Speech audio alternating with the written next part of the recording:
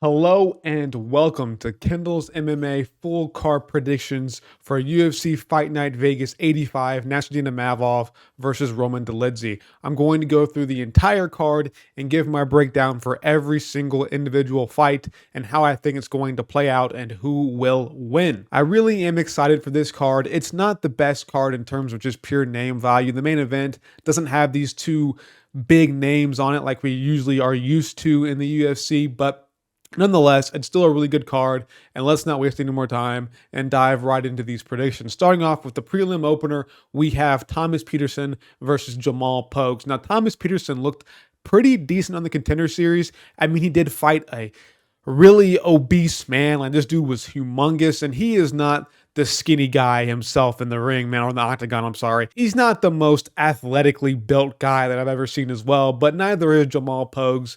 I mean, Thomas Peterson has good takedowns. I think he has good trips. Overall, I think his wrestling is actually really good. And Jamal Pogues, I think he has good takedown defense, but I just don't know if he has that good of takedown defense. Nothing that Jamal Pogues has done in his career so far has really kind of wowed me. Like, he got pretty much embarrassed by Mick Parkin. I think he just overall is a decent striker, but that's really about it. He's overweight. He's fat. That's kind of how heavyweight is at this point. I feel like Thomas Peterson can get down Jamal Pogues, but will he? Because if he doesn't get down Jamal Pogues, I think he will have issues on the feet. I don't think Thomas Peterson is a good striker at all, but he does have good wrestling. So that's kind of how you can gauge this fight. Do you think Thomas Peterson will get the takedowns? If so, then he probably wins by submission. And if he doesn't get them, then I think Jamal Pogues easily outstrikes him. So I'm probably going to take Thomas Peterson to get those takedowns on Jamal Pogues because I think he's just mid and obese. So yeah, Thomas Peterson probably by first round submission. He'll get a nice takedown on Jamal Pogues, take him down, and then submit him, I think, in the first round. But moving on up the card, we have MarQuel Maderos versus Landon Quinones. Now, I did some research on MarQuel Maderos beforehand. I watched his Contender Series fight. The guy he fought on the Contender Series was an absolute abomination. He did not do anything besides stand there and just stare at Maderos. He didn't really do much of anything. Led to a knockout knee finish by Maderos. It was a crazy good knockout, don't get me wrong, but it seems like Maderos' record, like, he has a good record. He's 8-1, but it's not the best opponents that you've ever seen. You know what I mean? Like, he fought a 8-8 guy to get his Contender Series fight. He fought a guy who was 8-5-1. He fought a guy who was, I believe, 5-5 at some point. I mean, he hasn't really fought the most or the best competition that we've ever seen. But I do think he's a bit more athletic and a bit more skilled than Landon Quinones. Quinones has this sort of ability to where he can, I think he has more to offer on the feet. You know what I mean? I think he has more, spinning back kicks, spinning wheel kicks, whatever. I think his boxing, his 1-2s are decent, but I don't think it's good enough to keep up with MarQuel Maderos. Now, Maderos, he is open at times. When I watch him throw his leg kicks, he does leave his hands kind of out to the side like this almost. It's a weird way to throw leg kicks. I don't know. It seems like he's very open for an overhand right, and it does worry me that he might get caught and maybe chinned by Landon Quinones, but I don't think Quinones is really anything special at all, if I'm being honest with you. I just don't know if a Nasrat hack press lost by the way he lost is really going to convince me that he can beat an up-and-coming guy who is pretty young, who is coming off a knee KO win, who was explosive in the first round. I just don't know if Quinones has that in him to really outbox and beat up Maderos for at least 3 rounds. So I am taking MarQuel Maderos to win this fight, probably by finish. I'm saying second round TKO maybe. I think he will find that shot against Quinones and put him down and be able to beat him. It does worry me though. I mean, I was kind of leaning towards Quinones at first. I thought he had a little bit more to offer on the feet than Maderos, but leg kicks are big. I think that Maderos' leg kicks are better than Quinones. I think he'll do more damage. I think he's more explosive. I think he's overall just better than Quinones. We'll see what happens in the octagon, but I'm taking MarQuel Maderos by second round TKO. Moving on up the card, we have Julija Stoliarenko versus Luana Carolina. I kind of butchered her name for a second there, but Luana Carolina I don't know, man. She got put up pretty bad by Molly McCann. That was forever ago. That's like almost 2 years ago. She, to me, just doesn't seem like she's really anything at all. Like, any sort of talent, any sort of ability just seems non-existent with her. I just don't know if she can really beat Julija Stoliarenko, who does have good jiu-jitsu, who can, it's a women's fight, man. I don't know what to say, bro. I'm just trying to work my way through this. I mean, yeah, Stoliarenko did beat Molly McCann. Both these girls are just kind of mid. Their records are both kind of stinky. 11-7 for Stoliarenko and 9-4 for Carolina. So it's like, I mean, who really even cares that much? I'm just going to fly through this one. I'm going to take Stoliarenko by submission, first round submission. I guess she can probably find a way to armbar Carolina because she does have long arms for her weight class or something. I don't know. Stoliarenko, I guess she wins. I don't know. But moving on up the card again to what I think is actually a decent fight, and that is Blake Bilder versus Yeong Lee. I probably butchered that name. He's South Korean, so I can't really figure out, how to pronounce their names ethnically or appropriately would be the better word to use. But I think that Yeong Lee is better than Blake Bilder, and I'll probably take him to win. Lee has a good win over Julija. Dude, I'm terrible with these names, but I think Julija, who was on the Road to Glory or Road to UFC, I believe, I think he's actually really underrated, and I think he is UFC caliber. I don't think he's in the UFC right now. I think he is back on the road to the UFC again, but I think Julija is actually really talented.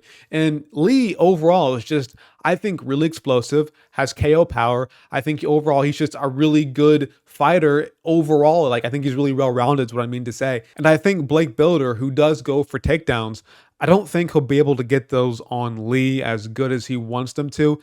His striking on the feet, I think, is pretty mediocre as well. I don't know if he can really implement his game plan, or as Lucas Tracy would say, what does he say? He says, impose his will on Lee enough. So I will take Yeong Lee to win this fight. I think he overall is more talented. He has a future in the UFC, where I think Blake Bilder is lacking a lot in his game. He's getting older as well. He's 33 years old, while Lee is 28. Lee has I think, a 6-inch reach advantage in this. He's a fat reach advantage over Blake Bilder. I think he'll be able to chin him and get him down, but we'll see what happens, man. Blake Bilder to me is just kind of, he can fight, That's kind of like my synopsis on him. He's just a good fighter, I guess. I don't know. But moving on up the card again, we have Thembo Gorimbo, which is a fun name to say. Thembo Gorimbo. I love saying his name. But he's fighting Pete Rodriguez.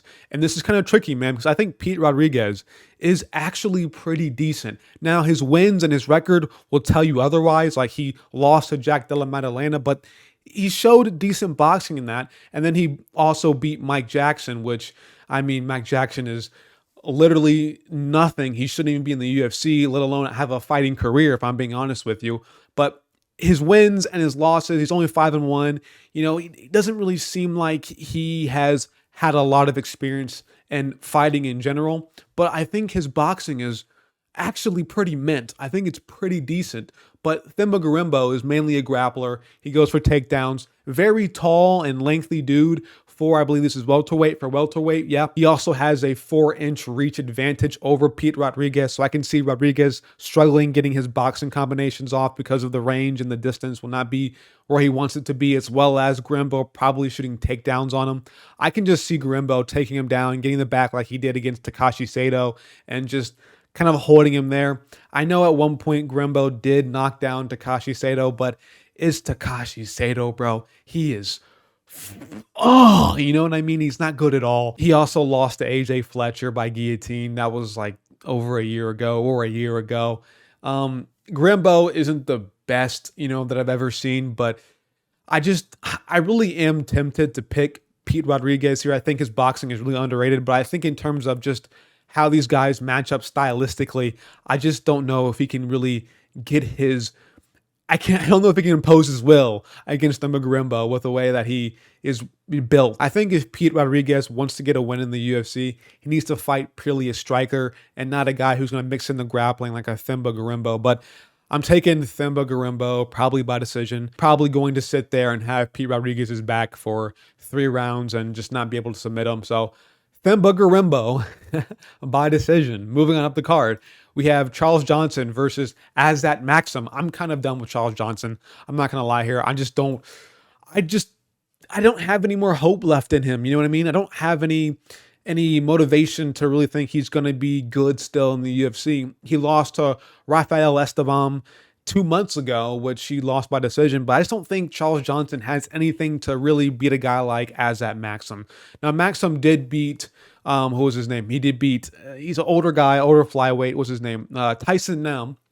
He did beat Tyson Nam by split decision, which isn't the most credible win of all time, especially by split decision, but Charles Johnson just screams like he's mid now, man. On a 3-fight losing streak, lost to, again, Rafael Estevam, lost to Cody Durden, lost to Ode Osborne. You know, like he's losing to guys who are not that good. And you can argue that maybe the Ode Osborne fight was a robbery, but I just don't know if Charles Johnson really is going to, convince me that he is deserving to beat a guy who's an up-and-coming fighter, up-and-coming flyweight, who does seem like he's pretty decent in Azat Maksum.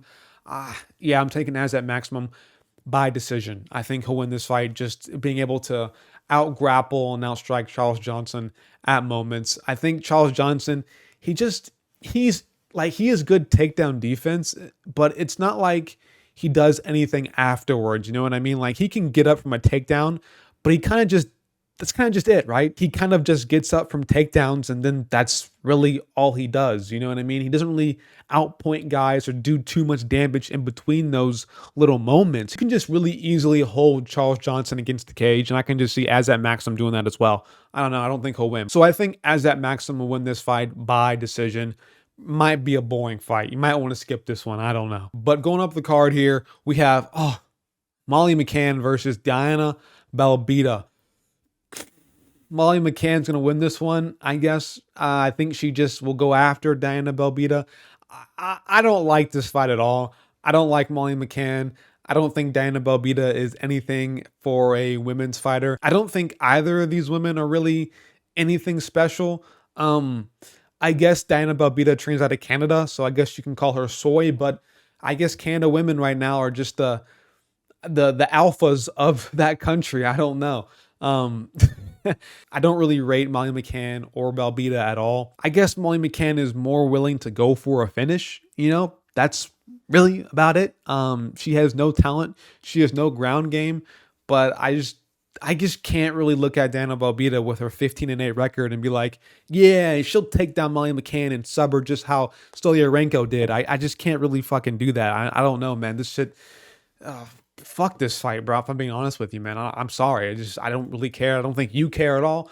I don't think most people care at all about Molly McCann and Diana Belbita, but let's go Molly McCann by, I guess, KO. I guess she'll get a TKO finish in the first round. She'll just be more manly and just try to beat up Belbita and probably succeed in doing that. So Molly McCann, first round finish. It's stinky, innit? It's not good at all, but whatever. Moving on up the card, we have Gilbert Urbina versus Charles Radtke. Taking Gilbert Urbina here. Charles Radtke, he's based. He is really based, the based man himself, but I don't think he's really anything special at all. I just don't like the way he fought Mike Mafetha, or Blood Diamond to be exact. I don't like the way he fought him, man. He hurt him at one point, but the way he was fighting and throwing punches, it just didn't look good to me. It didn't look right. It looked kind of weird. So, and I think Gilbert Urbina is, not the best striker as well, but I think he has, a lot of power and he has good front kicks. He was able to KO or TKO Ryan Koshi, that's how you say his name, Ryan Koshi, with the front kick to the body. So I think he'll be able to mix in those front kicks on the feet against Radtke. Urbina, to me, just screams more talent, like he's better. He's also younger by 6 years, 27 compared to 33 in Charles Radtke. Urbina has good takedowns as well, good ground game, had full mount over Koshi a lot of the time. I just think he is more talented. I think he's better. I think Radtke is getting old in his career and he's only 33. I don't think he is anything too crazy. Again, beating Blood Diamond is not a good win. I don't care. Blood Diamond did not deserve to be in the UFC. He made it in the UFC based on clout alone from Israel Adesanya. That was really it. And I think Urbina is just more explosive. I think he has better striking. I think he has a better ground game. I think overall, he is better than Charles Radtke. I'll take him by submission. I think I'll take him down in the first round and submit him. So, yeah, Gilbert Urbina by first round sub. Moving on up the card, we have Aliaskhab Khizriev versus Makhmud Muradov. I say his name, Aliaskhab. Aliaskhab, Aliaskhab, Aliaskhab Khizriev versus Makhmud Muradov. I'm taking Khizriev. Makhmud Muradov, he just doesn't seem like he has good takedown defense, man. Like, it just seems like he's lacking that a lot in his fights. You know, Brian Barberena, he did beat Brian Barberena, but Barberena had no fucking business moving up to 185. He is not anything special at 170. He has no muscle mass. This guy is all flab. Brian Barberena has literally no muscle whatsoever and moved up to 185 to fight Makhmud Muradov, who I think is pretty much all muscle. So I have no clue why Brian Barberena even made the decision. Like, I don't know why he thought to himself that this would be a great idea for him to move up to 185. That was the dumbest thing I've ever seen him do. But Makhmud Muradov, even though he was winning that fight against Brian Barberena, it didn't look good, did it? It didn't look nice. Like, he was hurting him at some occasions. He was rocking Brian Barberena. I think he dropped him at one point, but it didn't look like it was anything special. You know, I thought he was gassing out a little bit in that third round. I don't really know if he can really go out there and defend takedowns from Khizriev. You know, he got pretty much, I wouldn't say exposed, but he got pretty much taken advantage of by Kyle Araujo. And Gerald Meerschaert pretty much spilled the beans that this guy can't really grapple like that. And he took him down and got submitted by Gerald Meerschaert. I don't know. I think Khizriev overall, like, he has good takedowns. He is good jiu-jitsu. I think overall he's just better than Makhmud Muradov on the ground. I think he's very slick there. Same nickname as Chimaev, I think. No, he's a black wolf. I think Chimaev is just a wolf. But 14-0 compared to 26-8. I just don't like Makhmud Muradov's takedown defense, and I think Khizriev can expose him there. But I don't think Khizriev is that good. I don't think he's that amazing. I'm pretty sure he got, I heard that, you know, Khizriev got a little bit obese during his time off. So, you know, maybe that might lean my pick towards Makhmud Muradov, but based off what I know and how I've seen them fight in the past, I just don't think Makhmud Muradov can defend the takedowns against Khizriev. But I do think Khizriev is pretty good, and I think we'll be able to get this one done against Makhmud Muradov, who has had iffy takedown defense in his past 3 fights, or yeah, I guess 2 fights. Who cares? Doesn't matter. But moving on up the card, we have Viviane Araujo versus Natalia Silva. I don't really know about this one. This one's kind of confusing to me. Natalia Silva does have potential, and she is one of those women who actually has a chance of being something in the future in the UFC, is what I mean. I just don't know if she can beat Viviane Araujo, who is coming off a win against Jennifer Maia. That's a pretty solid win at women's flyweight. And Natalia Silva, she's explosive. Like, she has pretty much all the characteristics of a woman who can be something in the UFC, but she's also 16-5. You know what I mean? She beat Andrea Lee. She beat Victoria Leonardo. She beat Jasmine Nishudavicius, which is a good win, by the way. And that was her debut fight. So, like, I think she can be something, and I am going to pick her here, but I'm worried. I'm really worried about this, man. I think Araujo is underrated, and I think she can come in here and she can beat Natalia Silva. Araujo does have a 3-inch reach advantage over Silva, but I guess the part that's making me not pick Araujo here is the fact that she's 37 years of age. She's getting kind of up there in her career. I don't know if she's at the point where she is totally fallen off in her career. It says women's flyweight, so who knows what happens, but I just don't think that she is going to be as committed or as confident like Natalia Silva. I don't know, another women's fight. This one's pretty tricky as well. I mean, Silva, like, if you want to put some money on Araujo, I don't blame you. If you want to pick her entirely, I don't blame you. You have a good argument, but I'm going to take Silva. I think she has more potential. I think the UFC will push her a little bit and try to get her into the top 15, or sorry, the top 5 of flyweight. So I definitely think the UFC will try to push Silva. So that might be more reason to even pick her here. So Silva probably by decision. I don't think she'll KO or put down Araujo to a finish or even submit her in that fact as well. I'm going to take Silva by decision. Yeah, pretty much that's it. But moving up the card, we have Randy Brown versus Muslim Salikhov. I'm done with Muslim Salikhov. I'm over it. He is 39 years old. He is getting up there in age. It seems like his cardio is non-existent now. Like, he only has 1 round of cardio. I just don't trust that at all. He has one good thing in his pocket, and that's like a spinning wheel kick that's wicked fast. It's wicked, wicked fast. But That's really about it. And after that, if you can avoid that spinning wheel kick, he just gasses out. That's really about it. And Randy Brown, I think, has more range. I think he's more technical. I think he has a better gas tank. I think overall he is better than Muslim Salikhov, and he's younger by 6 years as well. So Randy Brown isn't the most amazing fighter you've ever seen in your life, but I think he's good enough to beat an old man Muslim Salikhov and be able to probably finish him with his 8-inch reach advantage. Holy shit, it's a fat reach advantage. I think overall he is better. He is taller by a considerable margin as well. He is bigger than Muslim Salikhov. I just can't trust Salikhov at this point in his career. Getting too old for me. Randy Brown just, I think, has good striking. And Randy Brown arguably, he did beat Chaos Williams. It was an argument that Chaos Williams beat him, but still had a good performance, was able to take some shots on the chin from Chaos Williams, who does have a lot of power. I'm just going to put my trust into Randy Brown and get this one done, probably by decision. They're both not too, exciting or powerful on the feet to really get a KO. I can trust him to do so. So I'm going to go ahead and take Randy Brown by decision here. But moving on to the co-main event, we have Renato Moicano. Moicano wants money versus Drew Dober. This one's a tough one, man, because can Drew Dober chin Renato Moicano? I don't know. It worries me. This is as even as a fight gets, man. Like, it's really iffy. Drew Dober coming off a win against Ricky Glenn, who looked abysmal. Ricky Glenn is, I think, nothing at all. But before that, he lost to Matt Frivola. Sorry, I'm forgetting names off the top of my head real quick, but Dober lost to Matt Frivola by KO. Shit's just weird to me. Renato Moicano can grapple. He has good jiu-jitsu.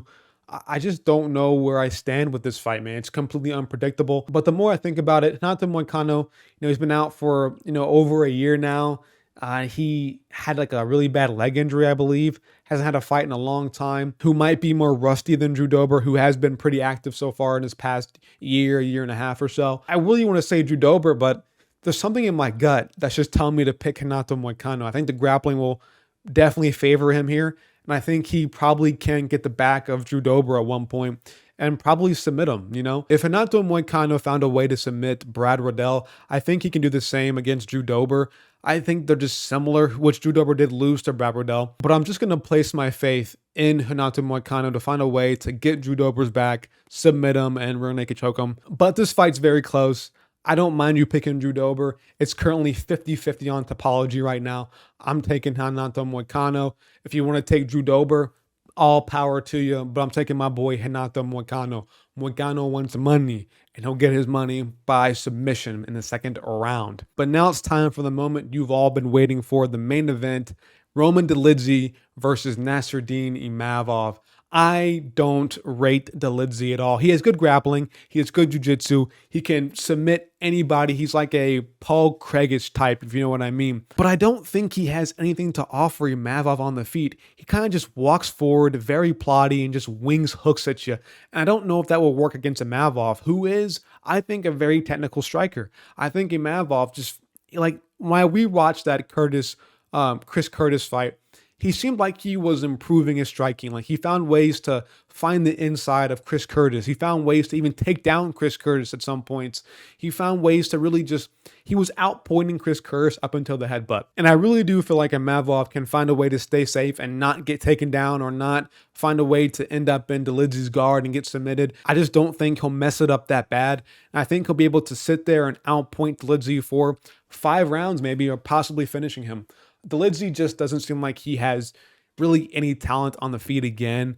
He lost to Marvin Vettori, which Vettori is the king of mid on the feet. I know it was a close fight, but not being able to have a lot of success on the feet against Vettori is not the most promising thing for me to see. While Imavov seems to me like he's improving, he's also very young, 27 years of age compared to Dolidze's 35. Imavov has good wrestling, enough to keep him safe against Dolidze. He has good striking, better striking than Dolidze by far, in my opinion, just from the eye test. And I really am confident he'll be able to go in there and just outpoint Dolidze for 5 rounds, if not earlier. But I think he might get a TKO finish here. I think I might go Imavov by second round TKO, but I don't know. I'm going with that one because I just want to go with that one. I would be more inclined to pick a decision for Imavov. And one thing I want to point out that I forgot to is that people are kind of picking on Imavov for losing to Strickland on short notice back, I think over a year ago when they fought on a fight night and he came in on short notice, Strickland did. Not the worst loss, you know what I mean? Like Imavov didn't look totally awful. Like he clearly lost a fight to Strickland, but it wasn't the most disgusting or idiotic performance that we've ever seen. It was, he got outpointed, got outstruck by Sean Strickland. It happens. But I think that Dolidze is nowhere near the level of Strickland in terms of striking. And I think that his takedown offense is pretty mediocre as well. He really just is kind of a big jiu-jitsu guy. And I think Imavov is smart enough to stay safe in those situations. But Imavov by second round TKO or decision, whatever you want to go with for me. I'll probably go with second round TKO. Yeah, that's pretty much it. That's the whole card. Wow, 42 minutes of recording. We'll see how long this video ends up being, but hopefully it's over 25 minutes maybe. But one quick announcement real quick though, I do have a topology group. So if you want to get in that and keep track of my picks and compete with other people from my channel, with their picks and see how yours stack up against mine. And, if you want to make fun of me for my picks and how you did so good, you can do that as well. But link in the description, join the topology group. And yeah, that's pretty much it. I'm out of here, guys. Like, subscribe, and hit that bell icon for notifications. Peace. I'll see y'all this Saturday for this card.